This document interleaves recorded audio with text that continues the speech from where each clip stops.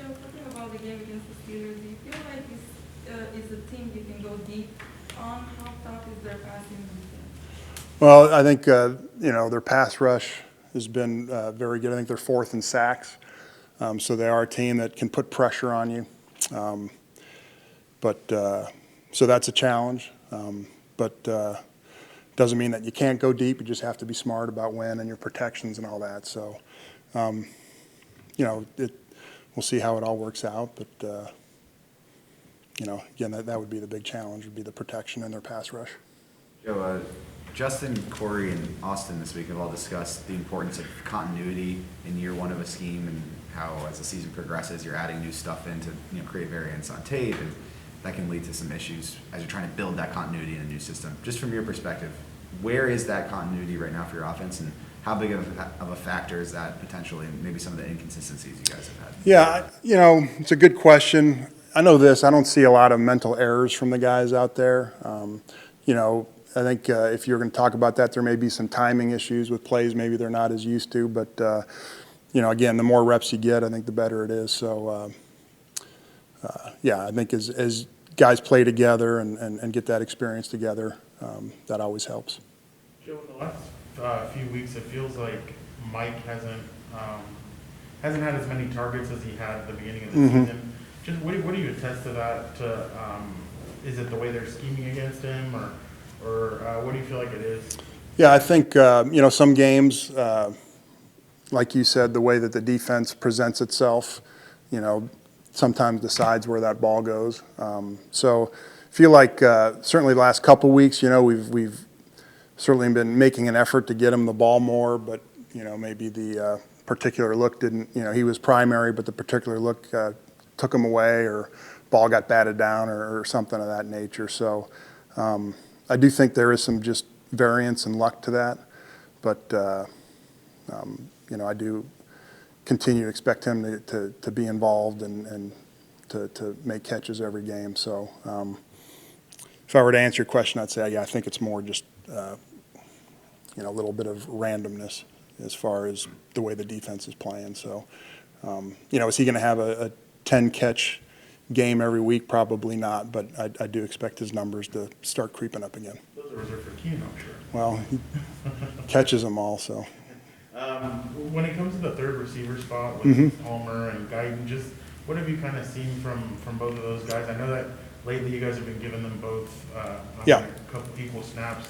What have you kind of seen from each of them? Well, I think Jalen obviously is kind of our speed guy, and so continuing to work that part of his game. And then with Josh, he's just, as a rookie, there's some time and he's just really been coming on lately, and so it's nothing to do with necessarily Jalen's play as much as we just see Josh ascending and wanting to get him more opportunities in there. So, I think they both have a role. They both have their own skill set, and each play, we kind of tag which guy's in there depending on maybe what we're asking them to do. So expect them both to stay involved in the game, but I think Josh's reps have been creeping up lately, and that's a testament to him and his development. That 3rd and 4 to Josh, that he kind of on his back shoulder that he dropped. Brandon said that maybe he should have ran the route with a little more depth. What did you see on that? He could have been. I think he got in there maybe a little quick, and so that's, if you're going to talk about continuity, that's a play that we haven't run as much. So maybe a little bit more depth there. Still thought he could have caught it, but I think just the timing and tempo of that could have helped him out a little bit. Seeing the last 4 weeks here, more 3-and-outs, and the way the season started, I think you only had 3 the first few weeks total. What do you attribute that to, and just the not being able to sustain drives like we saw earlier? I think some games maybe we haven't played as well as we could have, but I don't know what the stats say, but I would guess that our yards per drive is higher in the NFL, maybe top 10 at least. So we're always trying to avoid that. We're always trying to keep drives going, keep them successful. Again, it's everything's a small sample size at this point. The first 4 weeks were small sample size. The next 4 are small sample size. So, I don't think that'll be something that'll continue if, a high percentage of 3 and out. So it's just calling the right plays and executing them and getting in that rhythm. Joe, I guess so Palmer takes over as the number 3 wide receiver. You think having missing that speedy guy out there might hurt your offense? Are you okay with Mike Williams being Well, yeah, I think Mike's always a downfield threat, and I don't, to think of the number 3 receiver as like a title that's bequeathed on somebody. I think it's a role, and depending on the play and who's fresh and what they're doing, that's kind of how you decide who goes in the game. So Jalen's not going to go away in our offense. He'll still be there, and sometimes we want Josh and Jalen into the game, and that doesn't mean that Mike or Keenan's the 4th receiver. It's just they need a break or there's a role that we want those guys to play because of that play. So, Jalen's speed won't go away. That might be the first time the word bequeath has been used in a football coach. It might be, yeah. Did I use it correctly? Yeah. Good. It's always a fear when you access a big word. I love the confidence, though. Just go for it. Yeah. Larry scored his first touchdown of his career on Sunday and had a crazy celebration. Took the world of social media. Did it? Yeah, it was a good one. What gave you the confidence in calling his number, and what have you seen from his development? Yeah, I think just he's a big, powerful back, and so when you get in those situations, he's a guy that you like to give him the ball. Again, another rookie that is coming along. He's a lot better today than maybe he was 8 weeks ago, and so you're always working as a coaching staff on the development of those young players, knowing that they're not ready to have the role that Austin does or a veteran has. And so just that experience, a little bit like with Trey, the first game at McKitty, the first game he was up, he had this many plays, and we're just increasing his role. As we get confidence, he gets confidence. And you just keep monitoring it and watching it and figuring out what it is that you trust them to do, that they trust themselves to do. And so, again, down there in the goal line, he's one of those guys, short yardage, that you feel like, man, we give him the ball, he's going to get the yard we need. When you talk about continuity or lack of continuity, how much depends on running the football well? Yeah, I think that's huge. I mean, it's always if you can be successful and efficient running the football, it opens up a lot of offense for you, and it makes the defense having to defend a lot more and to play you a little bit more honest. So, that's something that's always helpful. So they said, do you like what you're getting out of your running back right now?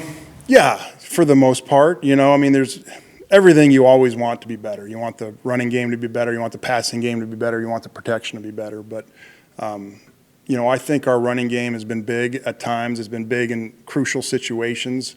I think, I can't access off the top of my head what our run per average or average per run is, but I think it's been pretty efficient. And there's an old coach once said, "Hey, you pass to score, you run to win." And I think in some of those, drives at the end of the game where we've held the ball and kind of finished with the ball, whether it was Washington or Philly, that run game's been huge in that in crucial situations. I think our short yardage offense has been really good, which is a credit to the running game. And so, I think. We need to keep working on it and getting better at it.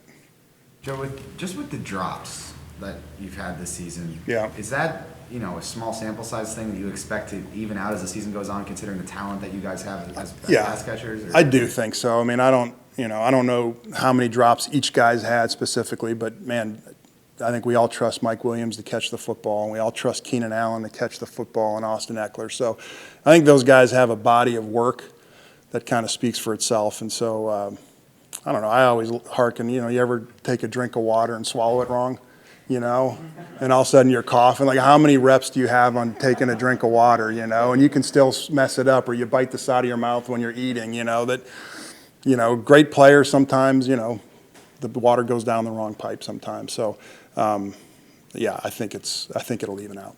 The drops have kind of come in some key moments. Yeah, downs I think it sticks out when that happens. So when you look at sort of the efficiency of the offense over these last 4 games, can you point to, this is something that's probably not going to happen for the remainder of the season, and look at it as something, okay, yeah, this could I think because of, again, the body work that those guys have, you trust them. I don't think they've, that cast of characters have all of a sudden forgotten how to catch a football. So, again, it's not something that you just sweep under the rug and say, it's like, hey, let's stay after and get work on the jugs and catch more balls. But yeah, I don't think we have a group of guys with poor hands for sure. So.